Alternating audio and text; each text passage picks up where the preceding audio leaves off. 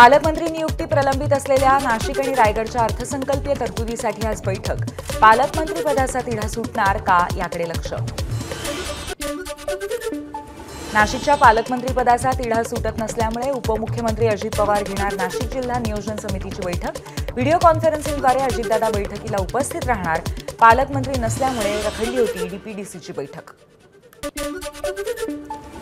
राज्य मंत्रिमंडळाची आज मंत्रालयामध्ये बैठक होणार। या बैठकीमध्ये स्थगिती देण्यात येणाऱ्या योजनांच्या संदर्भात चर्चा होण्याची शक्यता। उपमुख्यमंत्री एकनाथ शिंदे आज मंत्रिमंडळ बैठकीनंतर दिल्लीला जाणार।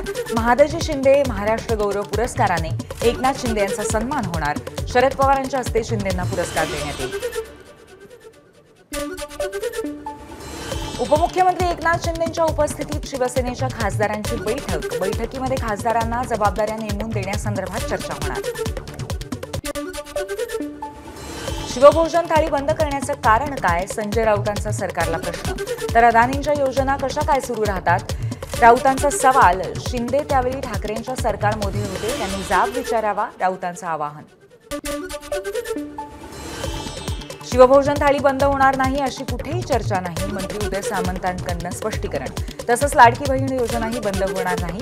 फोर व्हीलर असलेल्यांची नावं तेवढीच वगळण्यात येतील, सामंतांची माहिती। तानाजी सावंत यांच्या मुलाचा पोलिसांनी जबाब नोंदवला। नेमकं कुठल्या कारणावरून तानाजी सावंत यांनी अपहरणाची तक्रार दिली याचा तपास पोलीस करण्याची शक्यता। गरिबांची मुलं बेरोजगारी महागाईला कंटाळून रेल्वेतून कुठेतरी निघून जातात, तर श्रीमंतांची मुलं बँकॉकला पळून जातात। तानाजी सावंतांवरती संजय राऊतांची खोचक टीका। तानाजी सावंतांच्या मुलावरनं सुषमा अंधाऱ्यांचा सरकारवर निशाणा।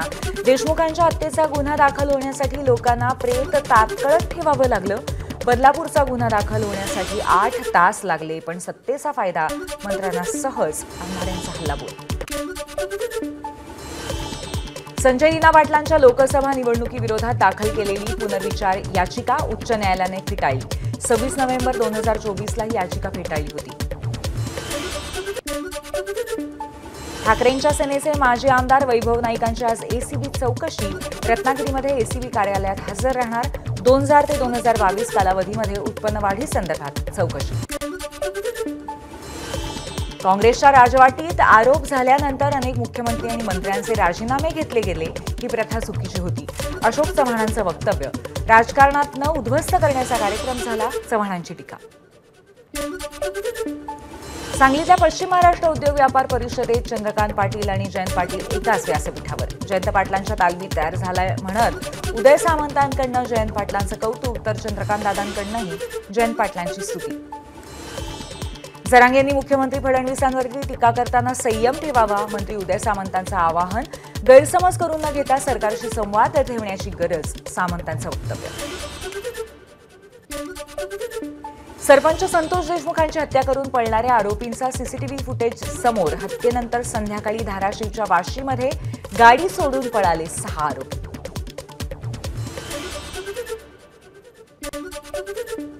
बीडमधले 310 शस्त्र परवाने रद्द। ज्यांच्यावरती यापूर्वी गुन्हे दाखल आहेत त्यांची पिस्तूल परवानेही रद्द। मागच्या एका महिन्यामध्ये 25% व्यक्तींचे परवाने रद्द।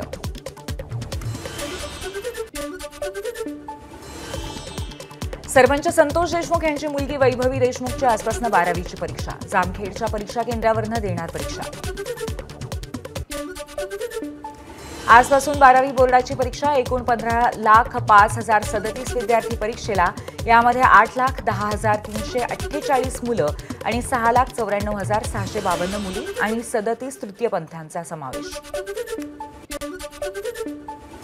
बुलढाणा जिल्ह्यामध्ये 10वी 12वीच्या परीक्षांच्या पार्श्वभूमीवर परीक्षा केंद्र परिसरामध्ये जमावबंदी लागू। झेरॉक्सची दुकानं परीक्षा कालावधीमध्ये सक्तीने बंद ठेवण्यात येतील। 34,000हून अधिक विद्यार्थी परीक्षा देणार।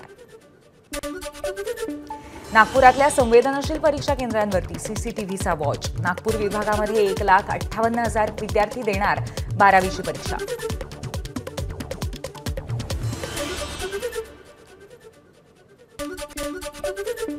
मुंबईतल्या प्रसिद्ध रवींद्र नाट्य मंदिराच्या रिनोव्हेशनचं काम अंतिम टप्प्यामध्ये। फेब्रुवारी अखेरपर्यंत नाट्य मंदिराचं काम पूर्ण होऊन मार्च महिन्यामध्ये नाट्य मंदिराचा पडदा पुन्हा उघडणार। अंधेरीतल्या गोखले पूल, विक्रोळी पूल आणि कर्नाक पूल या रेल्वे रुळांवरच्या उड्डाणपुलांची कामं पावसाळ्यापूर्वी पूर्ण करा, अतिरिक्त महापालिका आयुक्त अभिजित बांगर यांचे निर्देश. वडाळा ते कासारवडवली आणि कासारवडवली ते गायमुख या 2 मेट्रो मार्गिकांच्या मिळून 10 स्थानकांवरनं वर्षाअखेर मेट्रो धावणार. वर्षाअखेरीस नव्या 4 मेट्रोंचा पहिला टप्पा प्रवाशांच्या सेवेत येईल. वाढता उन्हाळा आणि वाऱ्यांच्या बदलत्या स्थितीमुळे मुंबईतील हवेच्या दर्जात सुधारणा. मुंबईतल्या अनेक भागांमध्ये हवेचा दर्जा समाधानकारक श्रेणीत. मुंबईत हवेचा दर्जा खालावत असल्यामुळे पालिका ॲक्शन मोडवर. केंद्रीय पर्यावरण, वन आणि हवामान बदल मंत्रालयाकडून पालिकेला हवेची गुणवत्ता सुधारण्यासाठी 620 कोटींचा निधी. वाहनांना हाय सिक्युरिटी नंबर प्लेट बसवण्याचा नियम परिवहन विभागाकडून मंजूर. 31 मार्चपासून हा नियम अंमलात आणला जाईल. घरकाम करणाऱ्या नागपुरातल्या 20 महिलांची विमानाने मुंबईवारी. रसिकाश्रय सामाजिक संस्थेचा उपक्रम. मुख्यमंत्री महिला बालकल्याण मंत्र्यांसह सिने अभिनेत्र्यांची भेट घडवणार. पुण्यातल्या बिबेवाडीत राहणाऱ्या 37 वर्षीय व्यक्तीचा जीबीएसमुळे मृत्यू. राज्यात जीबीएसमुळे मृत्यू झालेल्यांची संख्या 7 वर. टोरेस घोटाळा प्रकरणामध्ये नवी मुंबईतून 848 तक्रारी. या तक्रारदारांची एकूण 11 कोटी 14 लाखांची फसवणूक झाल्याचं पोलीस तपासात समोर. सचिन वाझेच्या जामीन अर्जावरती आज उच्च न्यायालयामध्ये सुनावणी. माजी गृहमंत्री अनिल देशमुखांची संबंधित भ्रष्टाचाराच्या प्रकरणात अटकेत असलेल्या सचिन वाझेची हायकोर्टात जामिनासाठी याचिका. बांगलादेशी रोहिंग्या प्रकरणामध्ये मालेगावातील एका वकिलावरती गुन्हा दाखल. जन्मदाखल्यांची बनावट कागदपत्र तयार करण्यात वकिलाची भूमिका संशयास्पद असल्यामुळे कारवाई. जिहादी लोकांच्या संपर्कात आल्यामुळे सोलापूरकरांची वक्तव्य. आमदार संग्राम जगताप यांची खोचक टीका. सोलापूरकरांना संयम राखण्याचाही सल्ला.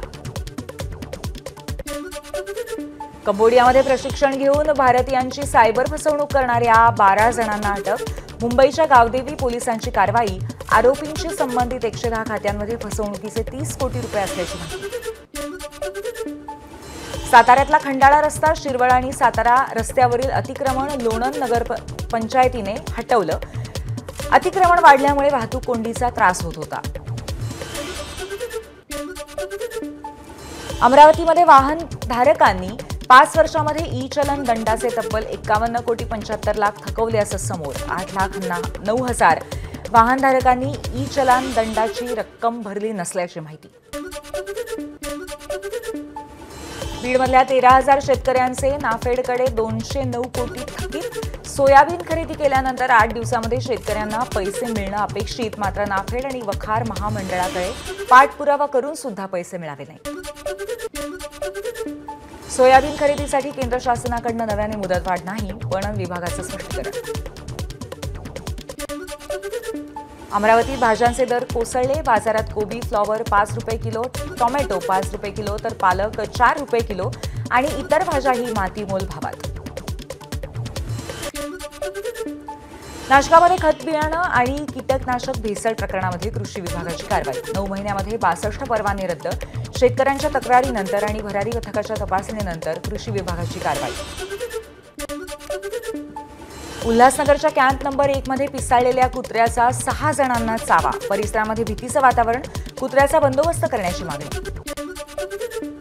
जामिनावर बाहेर येऊन दहशत पसरवणाऱ्या आरोपींची पुणे पोलिसांकडून धिंड. ज्या परिसरात दहशत माजवण्याचा प्रयत्न केला त्याच परिसरात गुंडांची पोलिसांकडून धिंड. छत्रपती संभाजीनगरमध्ये 2 चोरटे चोरीच्या उद्देशाने एका बांधकाम व्यावसायिकाच्या घरात शिरले. दोघांनाही जमावाकडून बेदम मारहाण.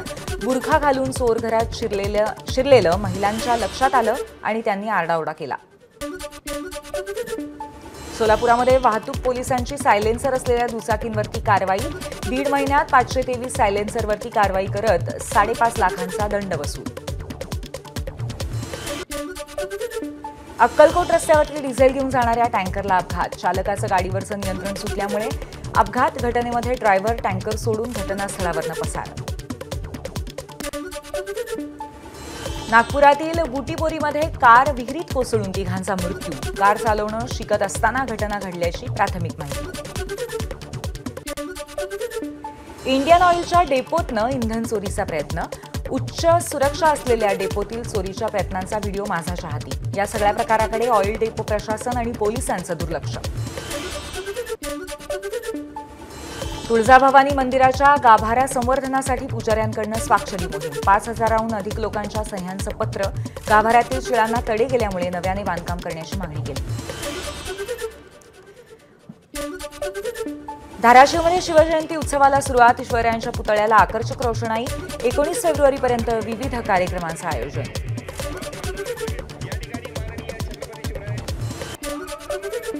अकोल्याच्या पातूर तालुक्यातील मळसूर गावामध्ये सोपीनाथ महाराजांच्या यात्रेत निखाऱ्यांवर चालण्याची परंपरा.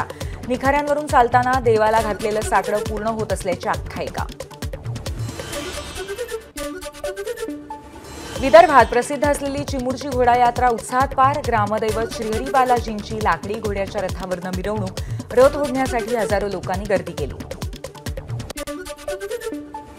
ज्येष्ठ साहित्यिक रारम बोराडे यांचं निधन. 85व्या वर्षी घेतला अखेरचा श्वास. काही दिवसांपूर्वीच त्यांना जीवन गौरव पुरस्कार जाहीर झाला होता. डॉलरच्या तुलनेत रुपया काहीसा वधारला. रुपया 87.35 वरती उघडला. सोमवारी रुपया 87.48 वरती बंद झाला होता. महाकुंभ परिसरात नो व्हेइकल झोन प्रणाली लागू. अत्यावश्यक वाहनं वगळता इतर वाहनांना प्रवेश बंदी. 12 फेब्रुवारी माघी पौर्णिमेपर्यंत नो व्हेइकल झोन. महाकुंभ व्यवस्थेबाबतचा मुख्यमंत्री योगी आदित्यनाथ यांच्याकडून आढावा. माघ पौर्णिमेला विशेष खबरदारी घेण्याची सूचना. बिहारमधल्या नवादामध्ये कुंभस्नानासाठी जाणाऱ्यांची मोठी गर्दी. नवादा रेल्वे स्थानकावरती हमसफर एक्सप्रेसच्या बोगीचे दरवाजे आतून बंद असल्यामुळे फलाटावरती प्रवाशांची धक्काबुक्की. बिहार मधुबनी रेल्वे स्थानकावरती महाकुंभ मेळ्यात स्नानासाठी जाणाऱ्या प्रवाशांचा गोंधळ. रेल्वेचं फाटक न उघडल्यामुळे संतप्त प्रवाशांची एसी कोचवरती दगडफेक. मथुरेतल्या श्रीकृष्ण जन्मभूमी आणि शाही ईदगाह मशिदीच्या वादावरती आज अलाहाबाद उच्च न्यायालयात सुनावणी. उच्च न्यायालय या प्रकरणाची थेट सुनावणी करणार. 98व्या मराठी साहित्य संमेलन 21 ते 23 फेब्रुवारी दरम्यान नवी दिल्लीतल्या तालकटोरा स्टेडियमवरती होणार आहे. संमेलनाचे उद्घाटन पंतप्रधान मोदींच्या हस्ते विज्ञान भवन इथे होईल. पंतप्रधान मोदींच्या फ्रान्स दौऱ्याचा आज दुसरा दिवस. आज मोदी AI ॲक्शन समिटमध्ये सहभागी होणार आणि फ्रान्सच्या राष्ट्रपतींसोबत द्विपक्षीय चर्चाही करणार. पंतप्रधान नरेंद्र मोदींचं विमानतळावरती भव्य स्वागत. यावेळी मोदींना देण्यात आला गार्ड ऑफ ऑनर. पंतप्रधानांचं पॅरिसमध्ये जंगी स्वागत. पॅरिसमधल्या भारतीयांकडनं भारत माता की जयच्या घोषणा. एका वृद्ध महिलेने केलं मोदींचं कौतुक. सौदी अरेबियाने 14 देशांसाठी व्हिसा नियम बदलला. सौदी अरेबिया हज आणि उमराच्या पार्श्वभूमीवरती नियमांमध्ये बदल. हजसाठी जाणाऱ्या भारतीय मुस्लिमांवरतीही परिणाम होणार. एबीपी माझा, उघडा डोळे बघा नीट.